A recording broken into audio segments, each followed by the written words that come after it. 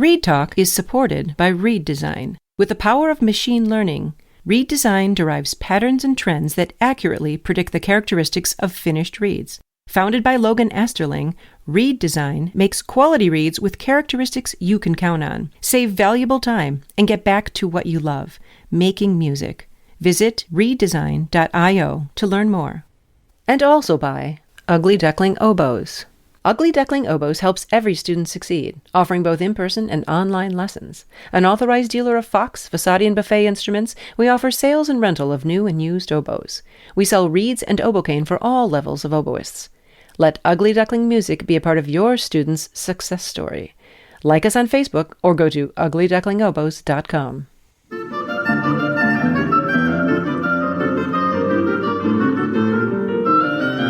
Welcome to Read Talk. I'm Courtney Miller. And I'm Margaret Marco. We are so thrilled to welcome Frank Rosenwein to Read Talk today. Frank is the principal oboist of the Cleveland Orchestra and teaches at the Cleveland Institute of Music. Welcome, Frank. Thank you so much. It's a pleasure to be here. We want to start off by asking you about your reed-making influences and mentors. So I studied at the Institute with John Mack, and then I went to Juilliard and studied with Elaine Duvas. So my real reed mentoring is within the Mack tradition. And I guess I would describe that as one of stability, vibrancy, and a certain amount of good resistance, I would say, is sort of an encapsulation. Mack was phenomenal with reeds. As we know, he was sort of one of the first, sort of a vanguard of teachers who actually helped their students with reeds, right? Prior to that, people were guarding their secrets for one reason or another, or they just didn't know what they were doing, so they didn't have anything to really pass on. But Mack had made reeds for tabito. Mack was truly a master of all the implements, right? He had made his own gouger. He had made, he had his own shaper tips made. I mean, he was a tinkerer, and really dogged when it came to the machinery. He would just go right into it, right? I'm going to figure this out. So I guess from him, in addition to the sense that all was possible, that you just work hard enough and get in there, get your hands dirty, you can figure it out. He also had real principles, right? Real principles in terms of the structure of the reed and its function. Now, where I would say he was a little less concerned, maybe, or during my time or with me, was specifically how the reed fit the embouchure. I mean, he would always tell me that my embouchure looked a little straight across, that it really wasn't quite like the ideal embouchure. So when I got to Elaine Duvas, I really grappled with this connection between your ideal embouchure and how the reed fits into that. I think I was covering more when I was in Cleveland.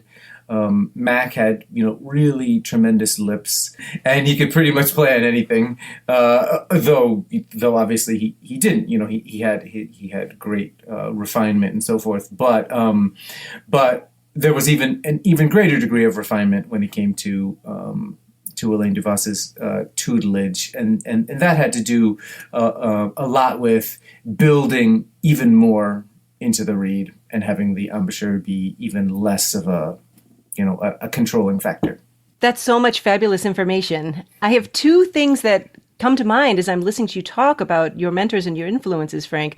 One is this notion of good resistance that I'm super intrigued by, and I was wondering if you could elaborate on that a little bit. And two, we need to understand how the embouchure works with that reed. So do you think you could elaborate on those two concepts a little bit, Frank? Yeah, maybe I can even broaden it. That is to say, the principle, maybe like a real fundamental principle that I bring to reed making that I try to teach is this concept of competing priorities, that we have always. I almost think of the reed as a sort of a democratic body. There are many, many voices trying to make themselves heard, and some are more important than others, but they all need to be sort of equaled out, right? You as the reed maker are the kind of the great compromiser, right? Mm-hmm. So, for example, we're always interested in vibrancy, right? But vibrancy without control, right? Vibrancy without a certain this sort of touches on the resistance thing, right?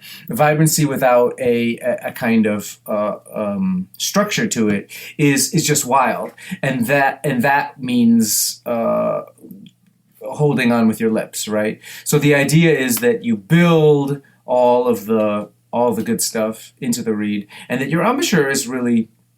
Okay, if the reed is like a noisy democratic body, the embouchure is a patient parent, right? So you don't want to be the helicopter parent who's like controlling everything, right?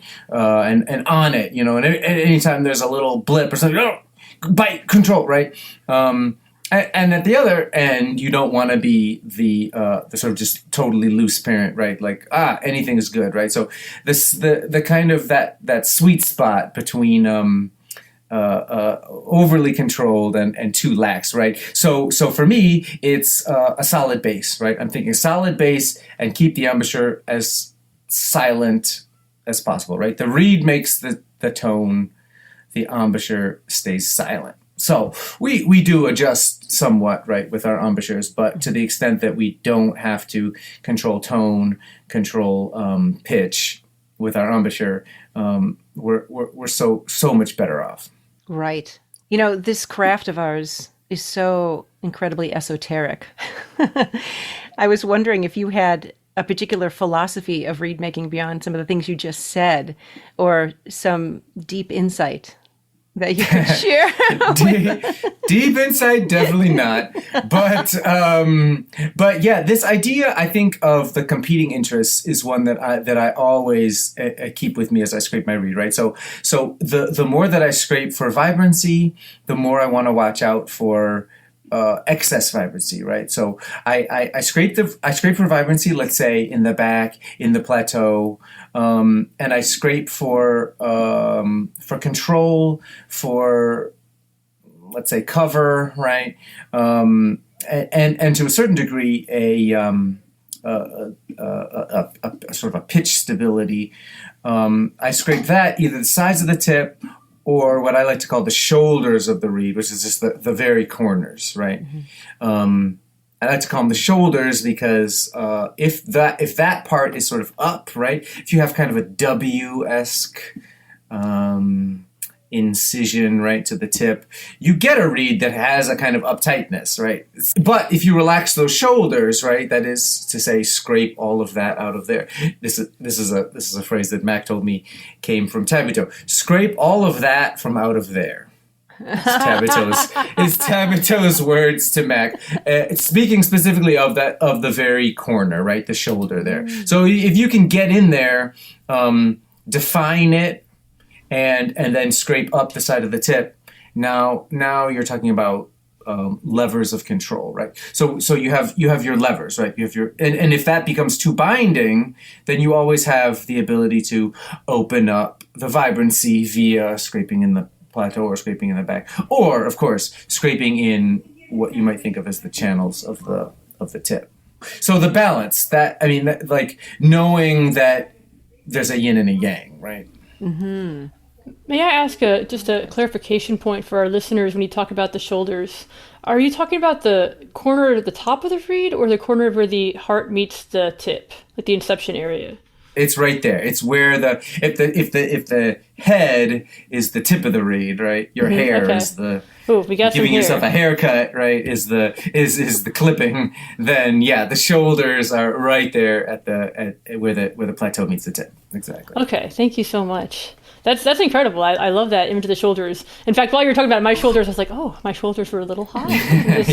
You can come back a little bit. For me, as we were just discussing, a huge one is control versus vibrancy, right? Those like getting those right is a very specific thing for me. But we have so many others, right? We have pitch versus, say, finesse in a way, right? The flatter the reed, the sort of the easier blowing it is, the more easy it is to like just get those delicious low notes out, right? Like you just really pluck those out of nowhere, right? Your low C sharp just boom comes in right as it should. But you might have issues in the upper register, right? You might have either a thinness of tone up there or an actual pitch issue, right? So and we all deal with that, right? Thinking of these things as in some ways sort of opposites of each other, and in other ways kind of working with each other, I think is a good one. That is to say, I think we can get very upset and feel like this read doesn't work. As we're working on a read, this read doesn't work. It isn't good, and we're lacking a kind of specificity with it, right? To determine like, okay, what are the balancing issues that are wrong here, and so I guess, to further what I'm saying, like that kind of thinking, that very specific thinking about the problems of the read, the very specifics of, what exactly are you upset about in your read? That's super important, right? As you go forward, and super hard for us to do, because it's so natural to kind of say, we're working on our reads, and we just get this general sense that like things are not going right. This doesn't feel right. So it's really important for us to say, okay, on a balanced scale of, let's say, focus versus diffusion of the tone, right, which I talk about a lot. Where am I? Am I too focused? Is that what's frustrating me? Am I too diffuse? That is to say, when I play, like a D, C, B, right? My D is kind of like bright, and then my C goes and spreads, and then my B, right? Like, is it that, right? Is it the things that I can't like clock the tone in the right way? So thinking of that as a kind of part of a spectrum, right? So if that is the case, that it's too stuffy and diffuse and spread, okay, here are my steps to create more focus and vibrancy and narrowness. And then if I get it too far in that direction, here are the steps that I take to just even that out on the spectrum. And those steps might be... Yeah. Okay. So yeah, I mean, and obviously this is going to differ with different gouges, and I do honestly feel like the biggest maybe influences on the read are going to be the knife and the gouge. Cane is obviously a big one, but I think more than cane, the sharpness of the knife. So for me, the two aspects of the reed making problem that are most essential, is to have the knife, have the correct sharpness. That is to say, without pressure, you can take off what you want to take off, as much or as little. And the gouge, right? So the gouge makes a huge difference when you're scraping. Like, you almost scrape to the gouge. Like, this gouge, if you scrape the tip, X happens. But that gouge, if you scrape the tip, Y happens, right? So I do think that being kind of flexible and intuitive with getting to know your gouge is important, right? You can't just kind of impose a blanket scheme upon every reed and feel like you have a pattern that fits for everything. So I mean, there is that, but when we're talking subtleties, that I think that's something we need to keep in mind. So, for example, like if you're dealing with spreadiness, right? Oftentimes, I find spreadiness to be related to an excess structure in the reed. That is to say, there's either too much in the rails, too much spine, too much sort of musculature of the reed, kind of holding things this way, holding things in a kind of like tense position, which doesn't allow for kind of the warmer vibrations to sort of flow through. So my first instinct would be, okay, check the structural